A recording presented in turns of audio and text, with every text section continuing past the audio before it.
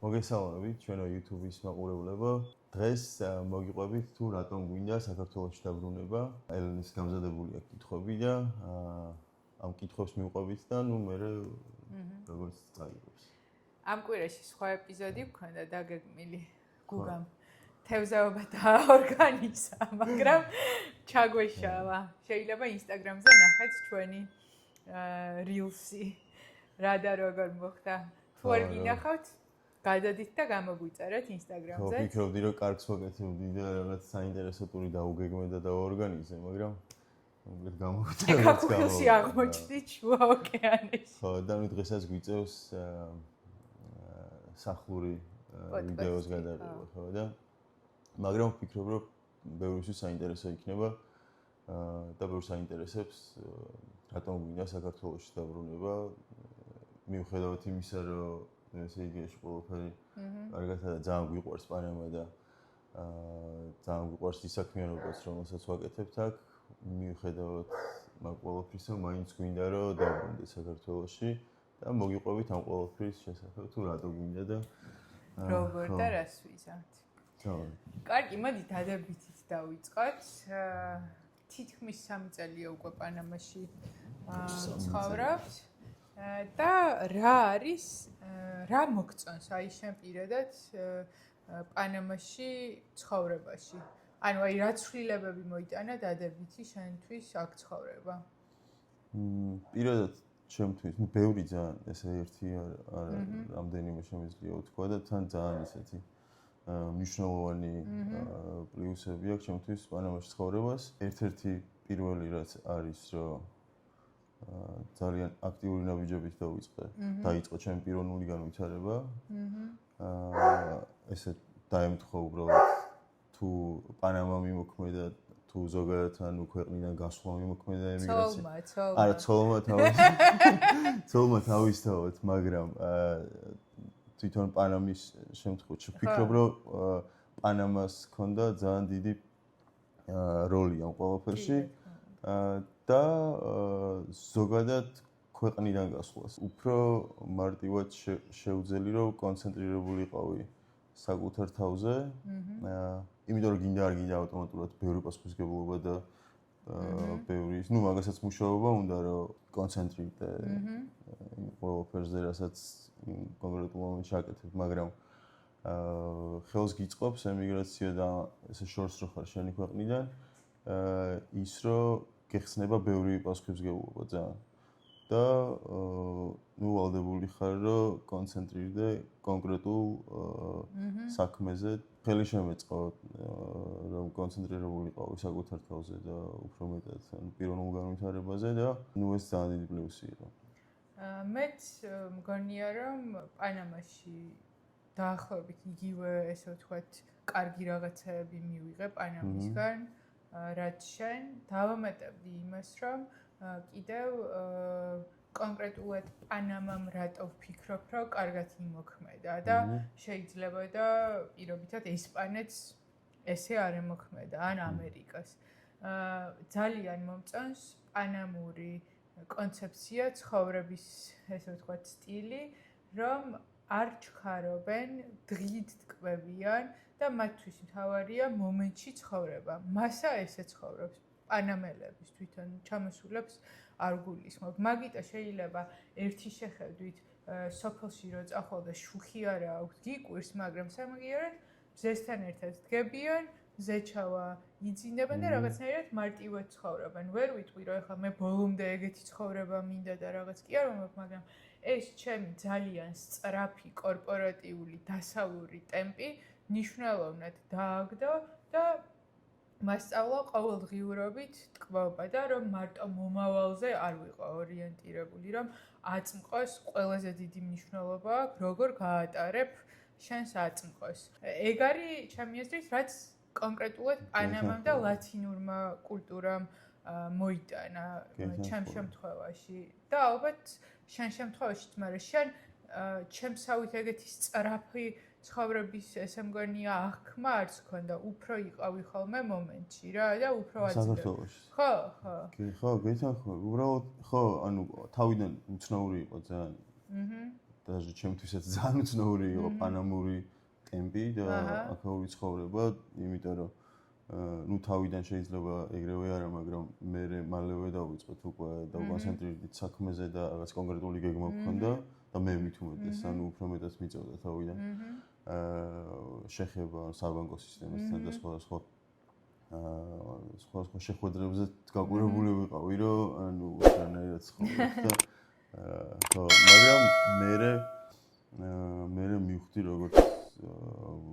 როგორც ცხოვრობს ეს ქალაქი და ეს ქვეყანა და რა არის პრიორიტეტი და რაღაცნაირად ჩავჯექი და ჩემთვის თვითონ ნუ რაღაც დრო დაგვჭირდა რომ თავიდან პროტესტი გქონდა ხო თავიდან ანუ რაღაც პერიოდი იყო რომ აი ამ წავიდეთ აქედან აღარ გვინდა აქ აღარაფერი და ნუ შეუძლებელად რომ გეჩვენება რომ ამათთან ერთად იმუშაო და რაღაც გააკეთო და რაღაც შექმნა და მე პირიქით ანუ შეიძლება რაღაცას რასაც საქართველოში მაგალითად ჭირდება 1 დღე აქ ჭირდებოდეს 5 დღე მაგრამ ანუ ეს 5 დღე არ არის რომ შენ ზიხარ და ელოდები რომ ანუ უკვე მივეჩვიეთ რომ ნუ გაკეთდება შეიძლება გვიან გაკეთდეს მაგრამ ამ 5 დღის განმავლობაში ხო ვაგზელებთ ძალიან ბევრი რაღაცა შეიძლება რომ დაკავდე და ნუ ხო რა მივეჩვიეთ და მართალი ხარ ანუ ესეთი ქვეყანა და ესეთი ხალხი რომელიც ესე დონეზე არიან მომენტით და ცხოვრობენ აწყოში მე არასდროს არ მინახავს. ხო, ნუ კოლუმბია ალბათ კიდე. ნუ ლათინური კულტურა რა სავარაუდოდ. მაგრამ ნუ ჩვენ პანამაში ცხოვრობ და პანამაზე და შეიძლება უფრო კოლუმბია. ხო, შეიძლება, მაგრამ გააჩნია რა იქ ცოტა მეტი პრობლემები აქვს და ესეთი ხო, აქთან ხო ლათინურ ამერიკაში ან კონკრეტულად პანამას ემატება ის რომ პანამაში არავის არ უწევს იმაზე ფიქრი რომ რაღაცა უსაფრთხოება და რაღაცა ანუ ყველაზე უსაფრთხო ქვეყანაა ცენტრალურ ამერიკაში და ყველაზე ხო მშვიდი და ისეთი ხალხია საერთოდ და კიდევ ერთს ვიტყოდი ჩემ შემთხვევაში რა და ალბათ ჩვენ შემთხვევაშიც მაგრამ შენ თავზე შენი ვაპარაკებ ის რომ აქ ჩამოვედით აი მივხვდი რომ ალკოჰოლის დალევა კვირაში ერთხელ რაც საქართველოში ითვლება რომ არის ნორმა და არ ხარ ალკოჰოლზე დამოკიდებული აქ არ არის ნორმა ანუ თავიდან მე და გუგა აქტიურად ესე ვთქვათ შეიძლება წავსულიყავით საღამოს რაღაცა დასალევად საცეკვავით მაგრამ რომ აკვირდები იქაურობა სულ უცხოელები არიან შენსავით ან ადგილობრივი თუ არის, აი რაღაცა მაქსიმუმ 2 კოქტეილს შეუკვეთავს და შეიძლება მეორე არც დალიოს. მაგრამ ეხლა ჩვენი რესტორანი შესანიშნავი ადგილია იმისთვის, რომ პატარა ექსპერიმენტები და დაკვირვებები გქონდეს და წყვილი მოდის და აი რა ვიცი, ძირითადად უალკოჰოლო კოქტეილები ან ღვინო თითო ჭიქა. ბოთლით თუ ვინმე მაიღო ღვინო, ანუ აქაური არ არის. აქედან გამომდინარე, ქართულ სოციუმს რომ მოვწყდი, სადაც დალევა იყო კვირაში ერთხელ ან ორჯერ ჩვეულებრივი ნორმა, მიუხედავად იმისა, რომ ბოლოს იქაც იშვიათად ვსვამდი, აქ საერთოდ მივხვდი, რომ ალკოჰოლი ჩემი არ არის და ხალხი ძალიან კარგად ცხოვრობს ალკოჰოლის გარეშე. პარასკევსაც ადრე იძინებენ, სამაგიეროდ შაბათ კვირას აუზები, პარკები, მოლები გატენილია დილიდან და თან რაღაც შაბათ კვირა არის, აი როგორი ოჯახური დღე არის აქ რა, აი გახსოვს პუნტა პასიფიკოზე რომ ცხოვრობდით აუზზე რა ხდებოდა შაბათ კვირას, დედებს, მამებს დილიდან ბავშვები, ბებიები, ბაბუები, ანუ აი ოღონდ არც ერთხელ არ მინახავს, აი და ალკოჰოლი იქ არ ყოფილა რა ანუ არა და ყველანაირი პირობა აქვს რომ მაგრად გაერთო ხო ძალიან ბარბეკიუს წვავა და ალკოჰოლს ჩვენ რო ჩამოვედით თავიდან ნუ ერთი თვე ვიცხოვრეთ როგორც ტურისტები ვით და ქართველები ხო ეს ბარები და დალევა მე მეორე თვე მე მივხვდი რომ რაღაც აქ ვერ გაკაჭა ეგრე რა კლიმატით არ გიწევს ხელს არა ხო თან სიცხეა და მე აღმოვაჩინეთ რომ დალევის და ბარების და ეგრე გართობის გარდა პანამაში ძალიან დიდი არჩევანია და ისეთი მრავალფეროვანი ქვეყანაა და მით უმეტეს თუ გიყვარს სპორტული აქტივობები და ფიქრობ იმაზე, რომ რაღაც სხვა დაივინგი, სერფინგი, ძალიან ბევრი და თან ულამაზესი ქვეყანა, ანუ მივხვდით, რომ არ არის აუცილებელი, რომ ყველგან გახდეს ეს ალკოჰოლი და რაღაც არაფხიზელი და არაჯანსაღი გართობა და ელენემ ვაფშე ჩახსნა მე. ხო, უკვე 2 წელია, რაც ალკოჰოლი არ დამილევია საერთოდ ერთი წვეთით და მივხვდი, რომ ჩემი არ არის. შეიძლება როდისმე დავლიო, არ ვიცი, ახლა ვერ გეტყვი. ჩემი აზრით არ დავლევ, მაგრამ ახლა არასდროს თქვა, არასდროს ხო არის ცნობილი გამონათქვამი, მაგრამ ჩემი თურმე აბსოლუტურად არ ყოფილა რა. უბრალოდ იმიტომ ბავშვობიდან ხედავ, რომ ეს ნორმა ღვინო გემოზე ძალიან მიყვარდა და შემეძლო თვალდახუჭულს მეთქვა რა რომელი ჯიშის ყურძნისგან არის, მაგრამ არ არის ჩემი და რა ხო და ჩემზე ძალიან ანუ ელენემ რომ ეგრევე საერთოდ რო უარი თქვა ალკოჰოლზე ჩემზე ძალიან დადებითი მოხდა. ანუ მე ხო ისე გამოვიდა რომ ერთ ჭიქაზეც უარი თქვა. იმიტომ რომ მიხვდა რომ ჩემთვის ერთი ჭიქა არ არსებობს.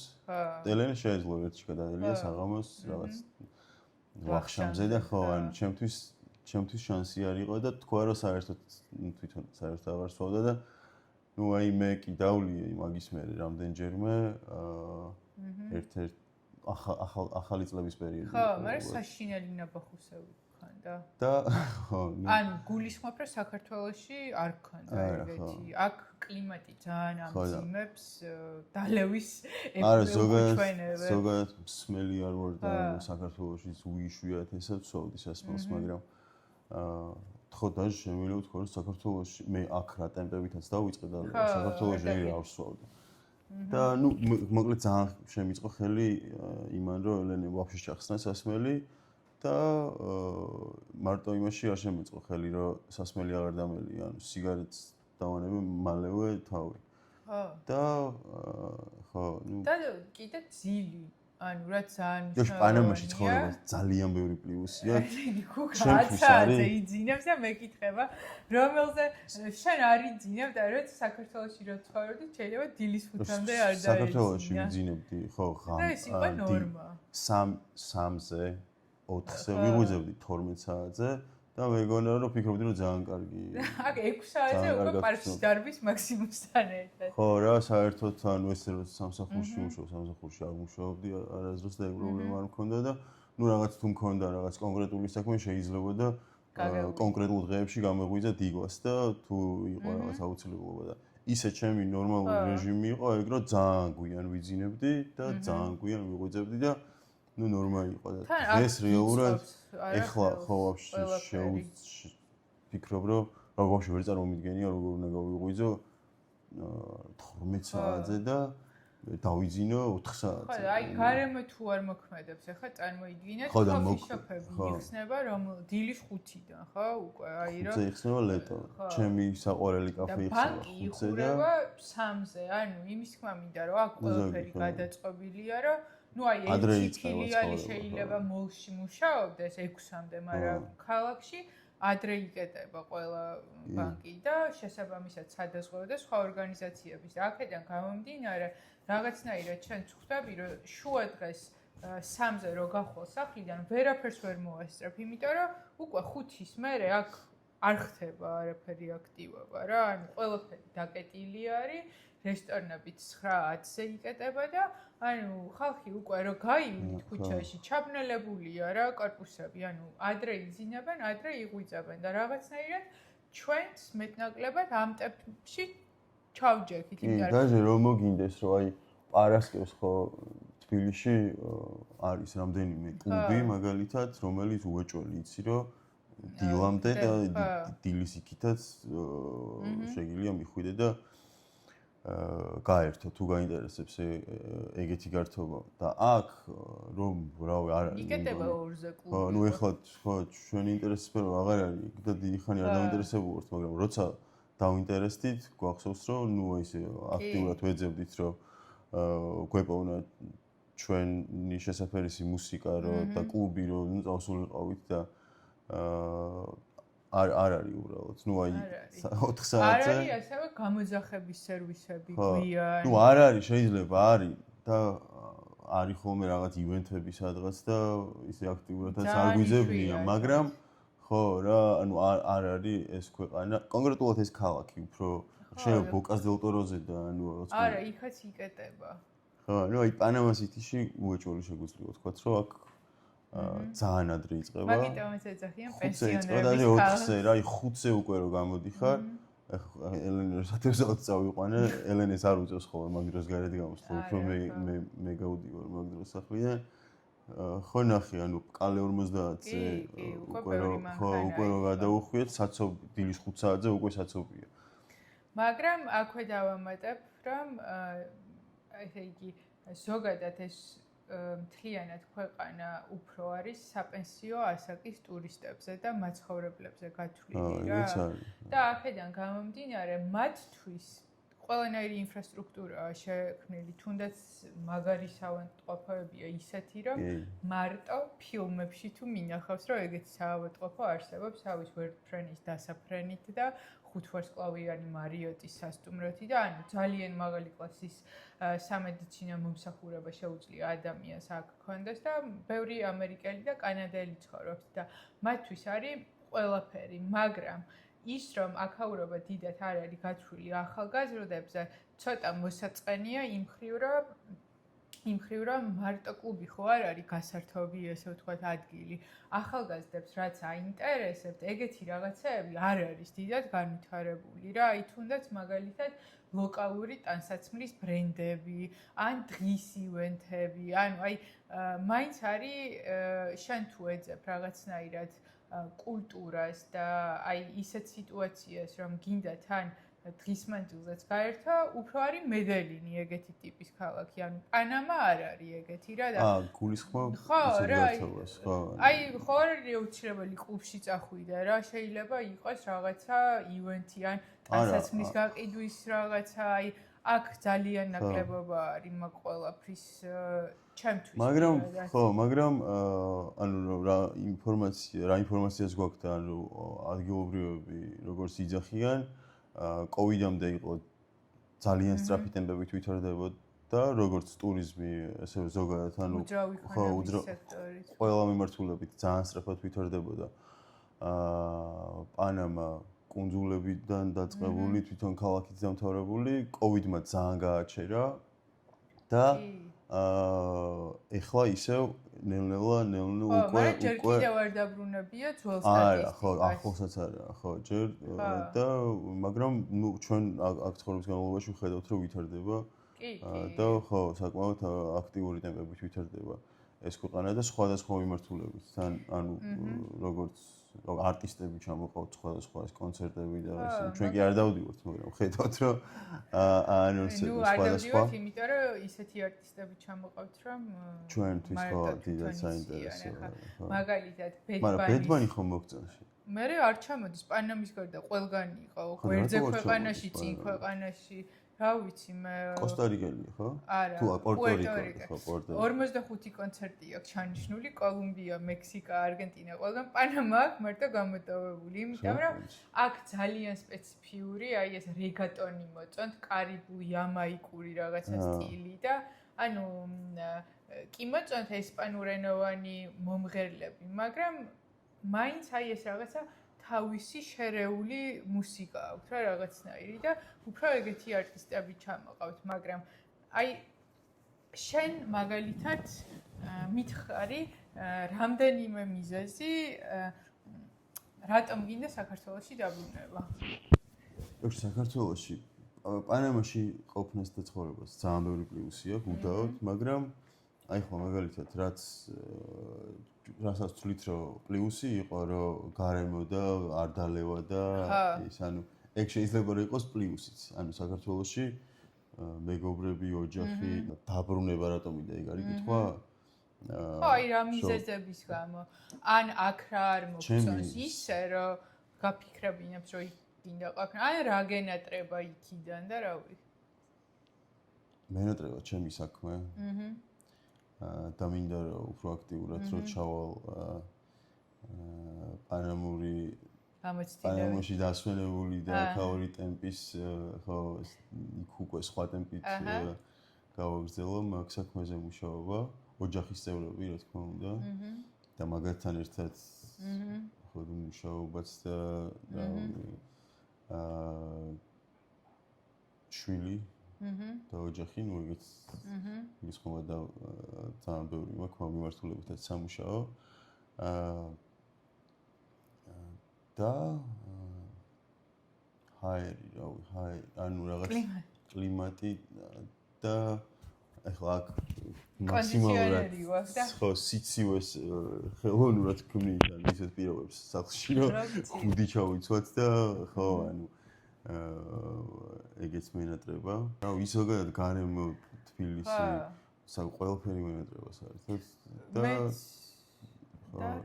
მე ვიზიარებ შენ რასაც ამბობ, მაგრამ პირველი მენატრება კლიმატი და სულ მეგონა ბავშვობიდან ვეცნობდი რომ აი ზაფხულის ქვეყანაში მინდა ცხოვრება ამ ბრაზილიური სერიალების ეფექტი მქონდა ეტყობა და მომწონდა ეს საზაფხულო ჩაცმა და რაღაც, მაგრამ აქ შეიძლება კვირა გავიდეს ისე რომ გარეთ აღარ გავიდე და ფერზეს მეტყობა ალბათ რომ დიდად ოკეანეზეც არ დავდივარ, იმიტომ რომ ჩემთვის უკვე გაუსაძლისი სიცხე არის და აი აბსოლუტურად შეცვალა ამან ჩემი ცხოვრების სტილი, იმიტომ რომ საქართველოში როცა ვცხოვრობდი, ანუ 8-10 კილომეტრს წვიმაც რო ყოფილიყო, თოვლიც, ნუ სიცხეს აღამოს აღარ იყო სიგრილე, დავდიოდი ფეხით სახლიდან სამსახურამდე, მეგობართან ფეხით მივდიოდი. ანუ აქ გუგა შეიძლება სერფინგით არის დაკავებული და სხვადასხვა სპორტით, მაგრამ მე ეს სიცხე იმდენად მაწუხებს, რომ მეგრე არ მაწუხებს. არ მინდა და მოკლედ პირველი არის კლიმატი, მენატრება საქართველოს იდეალური კლიმატი, იდეალური იმ თვალსაზრისით, რომ არასდროს არ ქცევა ზომაზე მეტად და კი ახლა ამბობენ აგვისტო ძალიან ცხელი იყო, მაგრამ ქალაქიდან 20 წუთში წახვალ სადმე ტყეში და სიგრილი არის და აქ ტყეში უფრო ცხელა, იმიტომ რომ უფრო მეტი ნესტია.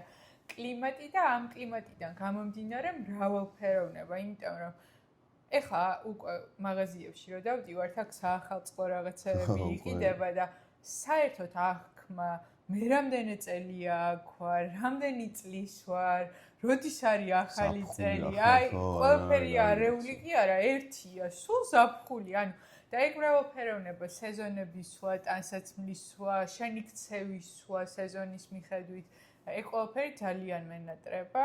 ხვდებით ხოლმე რომ რესტორანში რომ იკლებს ხალხის ანუ სტუმრები რა შედარებით ნაკლები მოდის, ანუ მან თუ ატყობთ ხოლმე რომ რაღაც იცვლება, ხო? ანუ ხო, მაგრამ მანდაც არეულად არის. როგორ არის, ხო? ანუ მაგალითად საქართველოში თებერვალი არ არის კარგი თვე ზოგადად ბიზნესისთვის, ვინც პროდუქტს ყიდის, რესტორანი, მაღაზია, მაგრამ აქ მაღალი სეზონია პირიქით, იმიტომ რომ სიმშრალეა და ეგეც არეულია. აი, მაგალითად ფსიქოლოგიურად თუ ელოდები, რომ აგვისტოში ყველაზე მაგრა უნდა იმუშაო, აქ ეგრე არ არის, იმიტომ რომ ყველაზე ცოტა ადამიანი აგვისტოში ჩამოდის.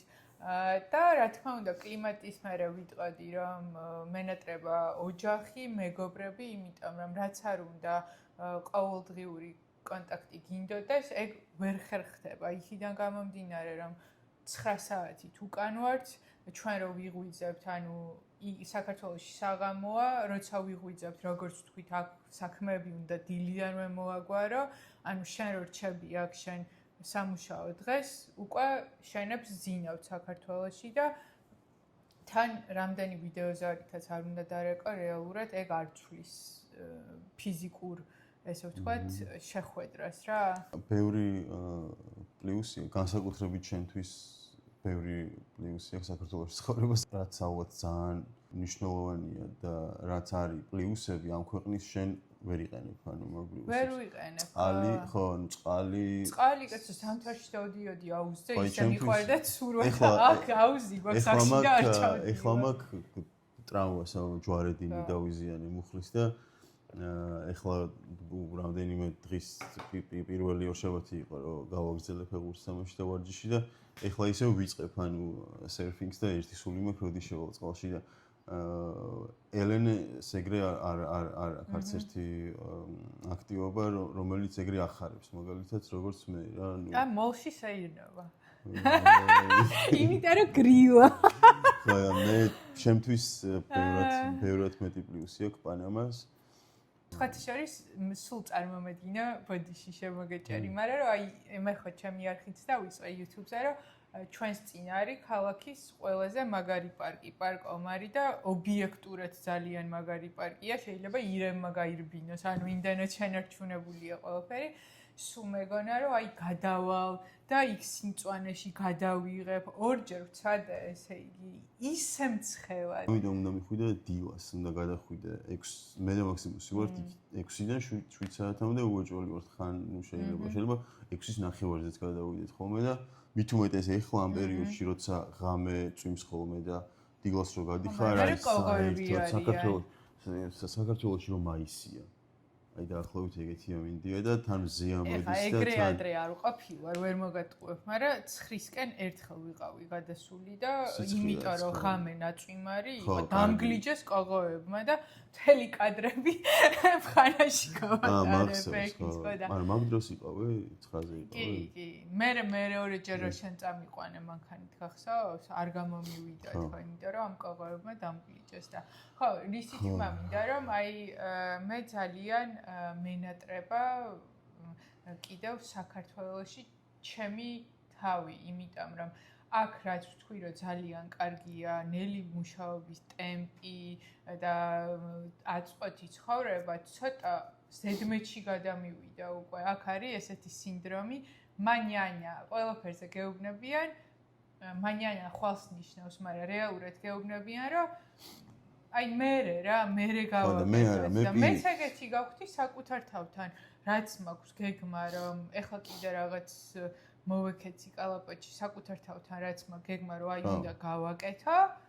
კაი ელენე რა ეხა, არაფერი არ დაშავდება, მოდი შენც მანიანა გააკეთე. ხო და არა, მე პირიქით ჩემი თავი მაკუთხით საერთოდ არ მომენატრა. მე პირიქით აქაურობამ დამანახა თუ რამდენად პროდუქტიული შემიძლია რომ ვიყო საქართველოში. აქ ნახე, შენ ჩემთან შედარებით ობიექტურად აქ გაქვს, არ ვიცი, 100-ჯერ, 1000-ჯერ უფრო აქტიური ცხოვრების წესი.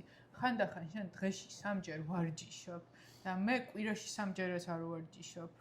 ანუ, ვიქნები ახლა გულწრფელი, ჩემი ის არის ჯდომა, ან წოლა. ან მაქსიმუმ მოლში გავისეირნე და კვირაში ერთხელ პადელი ვითამაშოთ, ისიც ისე დავისიცხები, რომ აღარ მინდა მერე მისვლა რა და იქიდან გამომდინარე, რომ შენ ისედაც აქ ეგეთი აქტიური ხარ, შენელებული არ ხარ და იქიდან გამომდინარე, რომ მე ფიზიკური აქტივობა ძალიან ქვემოთ ჩამოვიყვანე, შენელებული ვარ რა. ხო და პირიქით მე ხო მართალი ხარ, მე დავინახე ჩემი თავი როგორი შეგიძლია იყო როგორი მანიანა ვიყავი საქართველოში და ანუ რამდენად მანელებდა თუნდაც ის მავნეჩვევები, სხვადასხვა მავნეჩვევა და ცხოვრების სტილი და რამდენად შეიძლება რომ პროდუქტიული იყოს ადამიანი იმ პირობებში, საქართველოში რა პირობებიც გვაქვს. და თუნდაც ის საქმე თუნდაც რა ფიზიკური განვითარება, გონებრივი განვითარება, ეს ყველაფერი რამდენად აქტიურად შეიძლება რომ ვაკეთოს ადამიანმა იმ პირობებში, რომელი პირობებიც საქართველოში მაქვს. ანუ მე ეგ დამანახა და პირიქით, საერთოდ არ მომენატრა ის ჩემი თავი, რომელსაც მე აქედან ავეცი. იმიტომ რომ აქ ჩამოსვლამდე ძალიან ისეთი ვიყავი რა, სწრაფი ესე ვთქვი. ვიცი, ხო. ვიცი. ხო და აქ ელენე იმენა პანამელი გახდა. ხო, პანამელზე პანამელი, მაგრამ ჭირდება. ხო და მე პანამელი გავხდი, ოღონდ პირიქით, ანუ ევროპელი და ისეთი გავხდი აქტიური ტემპით და შემდეგ. ანუ მე ჩემი აზრით ვფიქრობ, რომ ისე ამოვწურე და გადავყალე ჩემი თავი ბოლო 10-15 წლის მანძილზე მუშაობის თვალსაზრისით, რომ წინასწარ გავხარჯა ჩემი ენერგია და დისციპლინა და აქ მჭირდებოდა, ესე ვთქვათ, თავიდან დაწყება და ცოტა მშვიდ რეჟიმში ცხოვრება. ამიტომ ნახოთ საქართველოში რა იქნება. კიდე ერთს დავამატებ, რომ კი შევეგუეთ, რომ საბანკო ანგარიშის გახსნას 2 კვირა ჭირდება, ხანდახან 1 თვე ჭირდება. ამას შევეგუეთ, მაგრამ რეალურად ხელოვნური ბარიერებია ეს ყველაფერი იმისთვის, რომ რაღაცეები არ გაკეთდეს სწრაფად რა. აი პირობითად ვთქვათ, მანქანას რაღაც ნაწილი აქვს გუგას შესაცვლელი და მარტო ის რომ ჩაეწერო რომ მანქანა ნახონ ამაზე კომუნიკაცია მიდის 3-4 საათი, ანუ ჯერ გეკითხებიან სახელს დაგვარს. წინასწარ ეწერები რომ შენ დრო არ დაკარგო მეორე დღეს რომ მიხვალ, რომ მიიყვან მანქანას, ანუ წინასწარ აძლევ ინფორმაციას რა გასაკეთებელი და ეს გეუბნებიან დროს და რა პერიოდში მიხვდები და რამდენი ხანი დაჭირდება იმ ყველაფერს რომ შენ მალე გააკეთო მანქანა და წახვიდე შენ საქმეებზე და რომ მიდიხარ ექშო მიდიხარ მე იწყება მე 3 კვირა მიდიხარ და მიდიხარ იმდენჯერ უკან შეიძლება ის ადამიანი ვინც მიიღო შენი რეზერვაცია და ვინც დაგიჯავშნა ვიზიტი ის ადამიანი ვაფშე აღარ იყოს და აღარც გიპასუხოს მე თავიდან უნდა გაარკვიო ყველა პონჩი ვინ გიკეთებს რას გიკეთებს თავიდან უნდა მიცე ეს ინფორმაცია უკვე ადგილზე და მე შეიძლება გითხრან რომ საერთოდ არ აქვს ეგ ნაწილი ან დამირეკე ამდენ დღეში და მანიანა მოდი თველში აი ყველაფერს რო თავიდანებო ჯერ უდიდესი კომფორტია რომ შენ ენაზე ელაპარაკები კი და გარდა მაგისა ახლა სახელმწიფო ორგანოებს საქართველოში კონკრეტული ვადები აქვს რა ვადაშიც უნდა გიპასუხონ და აქ არ არის ასე როცა უნდა მაშინ გიპასუხებენ იმის მიხედვით როგორი დატვირთვა აქვს და როგორი დატვირთვა აქვს თვითონ აფასებენ ესე ვთქვათ ბევრი აქვს სამუშაო თუ არა აქვს სამუშაო და მოვილში რო ვიყავით მოვილში მოვილი არის მაქცია ხო მაქცი ის არის კომპანია ნომრის რაღაც ჩარიცხვა რაღაც დაიბლოკა თუ რაღაც თუ რაზე ვიყავით ეხლა ფულს რიცხავთ ონლაინ და არის რეცხვება და ფულს გვაჭრია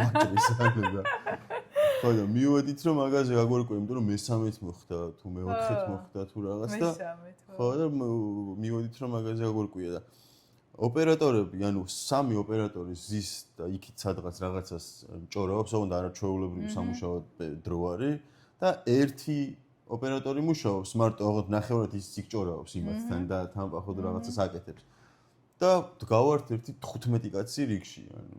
ხო, ნუ აი ეს რაღაცები იმდანად მოსაბეზრებელია. და რო ეკითხები, რომ ჩვენ კი გვესმის, რომ მივეჩვიეთ ამ იმას ტემპს ცხოვრების, მაგრამ ხანდახან ნუ გვეჩქარება და ხანდახან სხვა საქმეს გაქვს და უნდა ჩაეტიო და ონლაინ არაფერი გვარდება.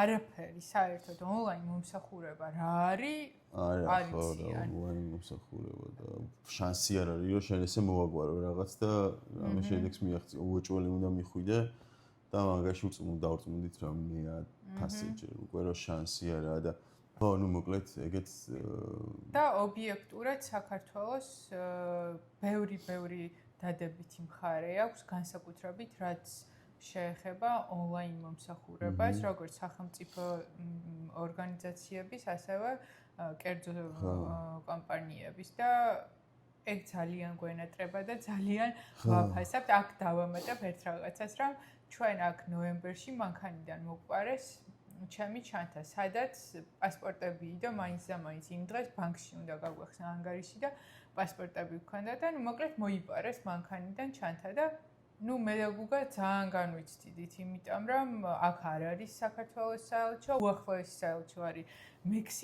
მექსიკაში ქართველებს ვიზა ჭირდებათ, მოკლედ ვიფიქრეთ, რომ რაღაცა თვეობით დაჭირდებოდა ამ ყველაფერს ლოდინი და მოკლედ 2 დღეში მოგვარდა სამუშაო დღეში პასპორტები გქონდა პანამაში გამოგვიგზავნა საქართველოს იუსტიციის სახმა FedEx-ით და ონლაინ გაგვიკეთეს ბიომეტრიული დასკანერება უბრალოდ უთხარით რომ დავკარგეთ განცხადებები გავუგზავნეთ რომ აქ პოლიციაში გქონდა შეგანა შოქში ვიყავით და თან რომ ვუყვებოდით ხალხს არ ჯეროდათ არც ამერიკელებს არც აქაურებს საერთოდ ეგეთი რაღაც არსებობს რომ შენმა ქვეყანამ 3 სამუშაო დღეში $100 ეკვივალენტად გამოგიგზავნოს პასპორტი და აი მაინდაც მიხვდით რომ ძალიან გაგვიმართლა რომ ქართველები ვართ თუმცა რა თქმა უნდა საქართველოს აქვს ბევრი პრობლემა და ბევრი მიმართულებით სამუშაო ამაზე რაღაცა თვალს არ ხუჭავთ მაგრამ რაღაცნაირად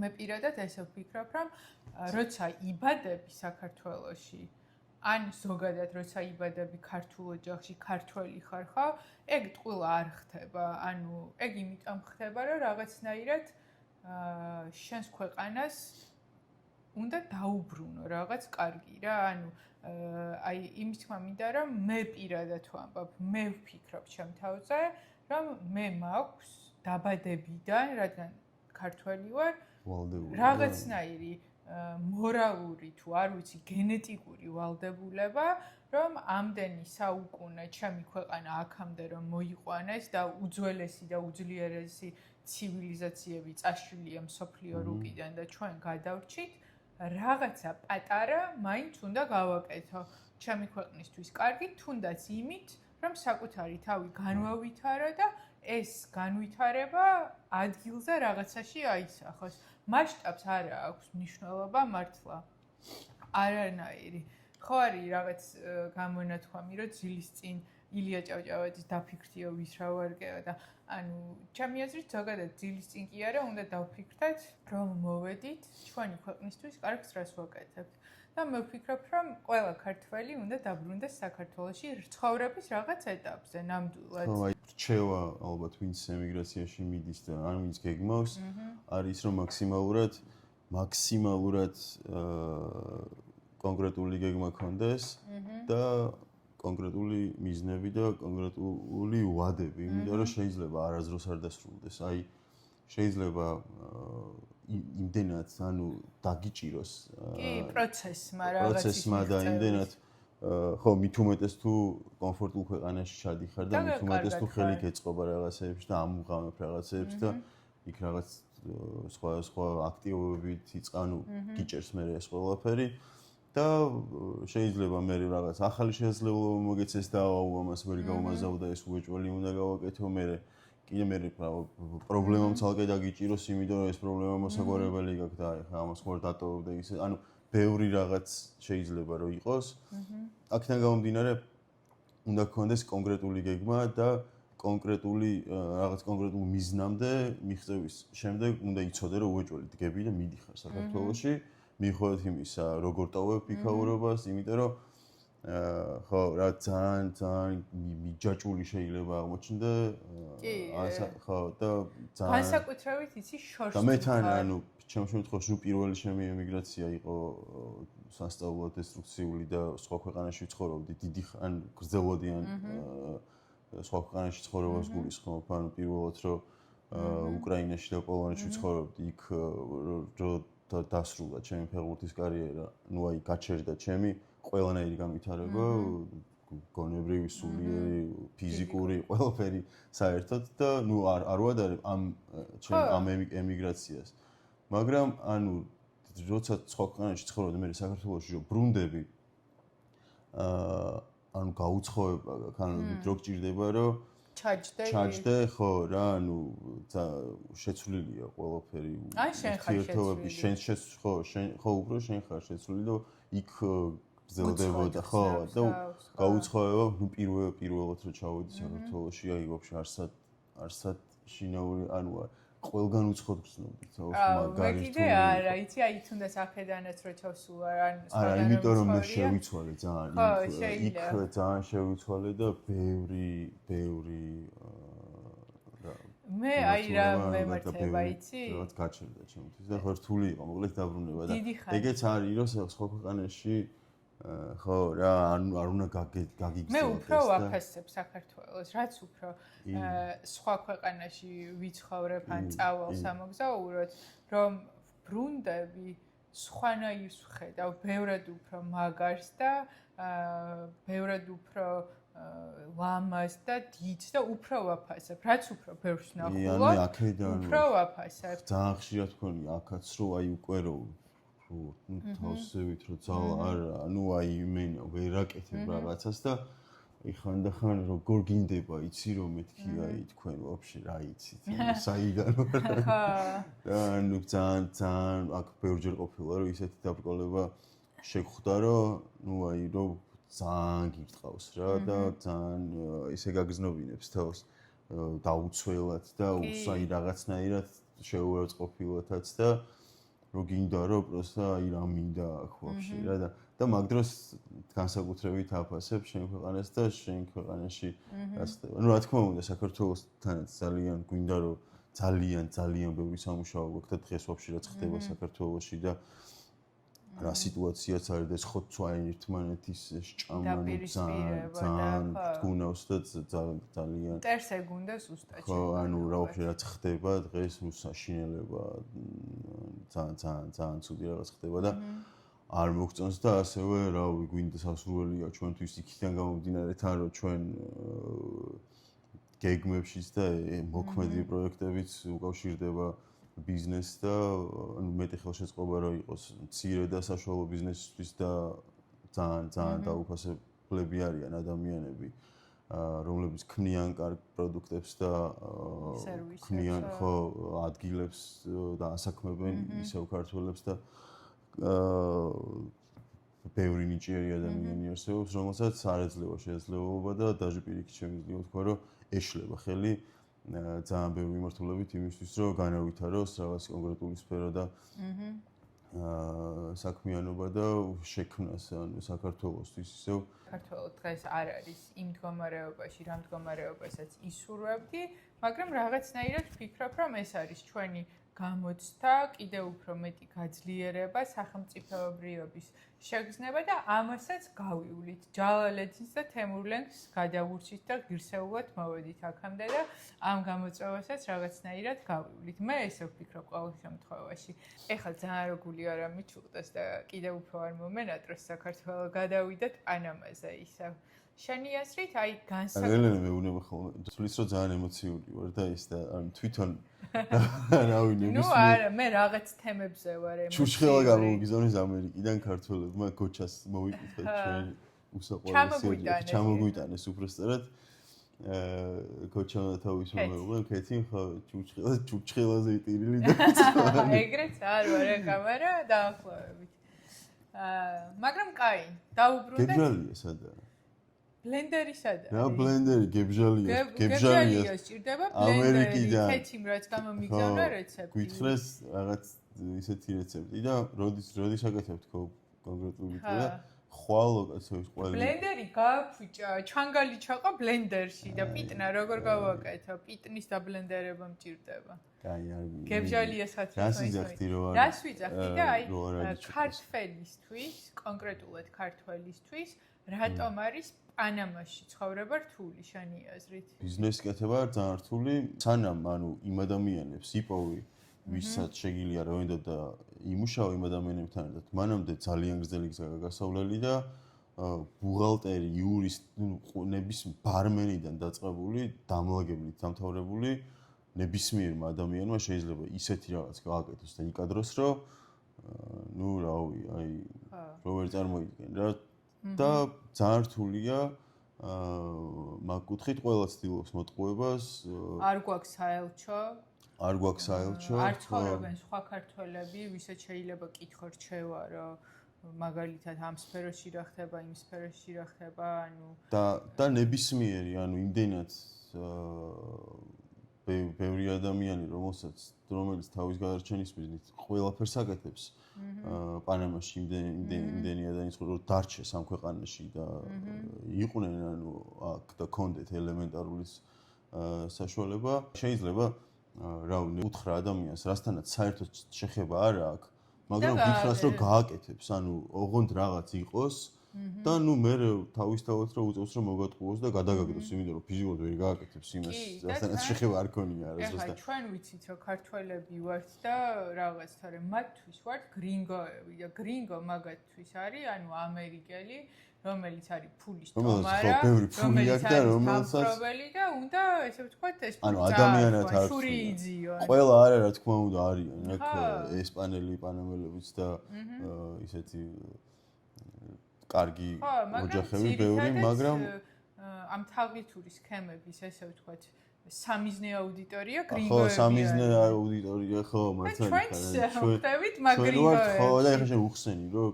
ანუ შენ ევროპელი ამერიკელი ანუ არა აქვს მნიშვნელობა თეთრკანიანი თუ ხარ ნუ იშვიათად შემთხვევებში არის რომ ვენესუელელები არიან რომლებიც გვანან შედარებით და თეთრკანიანები არიან მაგრამ ძირითად შემთხვევაში როგორც კი ხედავენ რომ ხარ თეთრკანიანი და ევროპული გარეგნობა გაქვს, ხარ სამიზნე, რაღაც გაგლიჯონ რა.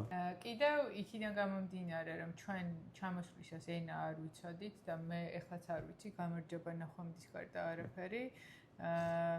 ხშირად შეიძლება დისკრიმინაციის მსხვერპლი გახდეთ, იმიტომ რომ როგორც წესი აქ არავინ არ იცის ინგლისური და ბანკში რომ მიდიხარ და ამ Google Translate-ით ელაპარაკები, საერთოდ არ მოწონთ ეგ ფაქტი რა, გონიათ რომ ყველამ უნდა იცოდეს ესპანური, ვინც აქ ცხოვრობს და აქედან გამომდინარე, თუ ვინმე გეგმავთ ლათინურ ამერიკაში თავის დამკვიდრებას, ესპანური არის აუცილებლობა. სხვა ენა აქ არ ჭირდებათ და თან ძალიან რთულია კიდე მეგობრების შეძენაც, იმიტომ რომ პანამელები, კოლუმბიელები, ვენესუელელები მაგათ ვერ ალაპარაკებ ინგლისურად ერთმანეთში, სულ ესპანურად საუბრობენ და არ აინტერესებთ ახლა ერთი უცხოელის გამო რომ ინგლისური ისწავლონ. დაცული რო იყო იმაში უნდა იცოდე უეჭველი ესპანური მოგესმოდეს ვინმე. სხვა ერები ვინც ცხოვრობენ, ანუ ებრაელები, ჩინელები, ინდოელები, ამერიკელები, ყველა ცდილობს რომ თავის ხალხთან იმეგობროს რა. ანუ დიდად ახლა ქართველთან მეგობრობა არც ერთს არ აინტერესებს, იმიტომ რომ საერთო მენტალიტეტი აქვს, საერთო ამბებზე ხუმრობენ, საერთო ამბები აინტერესებს და შენ რო ქართველი ხარ, მაინც ძალიან უცხო ხარ აქ რა. და მაგედან გამომდინარე, მე თამამოჩემილი ვიხარ, რომ 0 მეგობარი მყავს. ამხანაგიც კი არ მყავს აქ რა. ნუ შენ კიდე რაღაცა ბილიარდი 1-2 გითამაშია შეიძლება და რაღაცა პადელი, მაგრამ რაღაც. არა, მე ხო, ნუ ლაპუ ხავით და არის არგენტინელები, ანუ ფეხბურთს თამაშობ.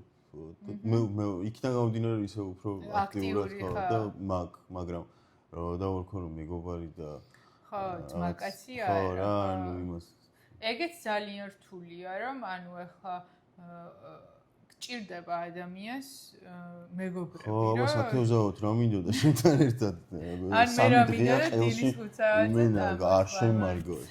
ხო და აი რთულია რა, ანუ ხო არ იმას იცამ რა ქვია, აი როგორ გითხრა მინდა მყავდეს მეგობარი და წავალ ახლა ცეკვისტრეზე და დაუმეგობრებდი, ეგრე ხო არ იცამ.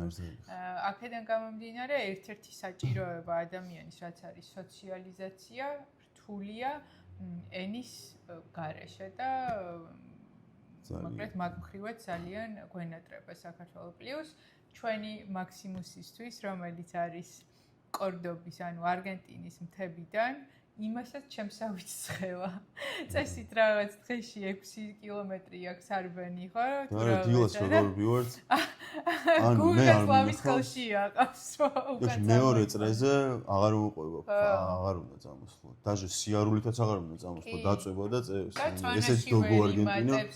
და ამის მამა და რო იცოდეთ, ანუ მაქსიმუსის მამა და ბაბუა არის 17 წლის. და დღემდე ნადირობს? არა, დღემდე აღარ ნადირობს. 15 წლის რო იყო ნადირობდა, ანუ პუმებზე და ჩვეულებრივად აქტიური იმის წევრი იყო, გუნდის წევრი იყო, დაჟე გლავარი იყო მაქსიმუსის ბაბუა და მამა, ანუ რო ნახოთ რამხელა ტახებს კლავენ და როშებს საკეთებენ. რამდენ კილომეტრს დარბიან ნადირობის დროს, ნუ რავი, ეხლა ის რა ქვია, დოგოლა კოჩას ხო ის ქონდა კიდე. ხო და წარმოიდგინეთ, რავი, ფეხით იარეს 80 კილომეტრი თუ რაღაც დაბანაკები და მან რომ მაქსიმუსის ასულიყო. მაქსიმუს საქართველოს ჰავა ძალიან მოუხდება, ძალიან მოუხდება. დიდი პლუსია. მე საქართველოს ძალიან მენატრებოდა ჩამოვა აუცილებლად, როდის არ ვიცი, ჯერჯერ ზუსტად დავბრუნდებით, მაგრამ პანამა დატოვებას პანამის და სამუდამოდ ისე წამოსვლას საქართველოში რო აქ არ დაბრუნდეთ, ეგრე არ ვაპირებთ პანამა. და დიდი მადლიერება. ძალიან მიყვარს, ხო, ძალიან მიყვარს პანამა ისე იყო თუ ანუ მეუღლის ხელშეწყობით თუ წიგნის ხელშეწყობით თუ ასაკის მომენტებით არ ვიცი, მაგრამ ფაქტი ის არის, რომ ჩემთვის პანამაში დაიწყო ანუ ეს გარდასახვა და დავიწყე აქტიურად საკუთარ თავზე მუშაობა და განვითარება, აქედან გამომდინარე პანამა სამუდამოდ ჩემს გულში იქნება და ამ ქვეყანაში ყოველთვის რაღაც ხო რა ვფიქრობ რომ მეორე სახლივით იქნება და დავბრუნდები აუცილებლად და გავაგრძელებ საქმიანობასაც და სერფინგსაც და დასვენებასაც და ყველაფერს პირიქით მინდა რომ ჩვენ შულებს. ვანახოთ გავაცნოთ აქაურობა და აქაური კულტურა და ხო რა. და გამოგვიწერეთ. ხო, გამოგვიწერეთ, არ დაგავიწყოთ. 50000-ზე უეჭველი ბრუნდებით. ხო, მაგრამ მალე გამოგვიწერეთ. კარგით, მოკლედ ბედნიერად და აბა დროებით.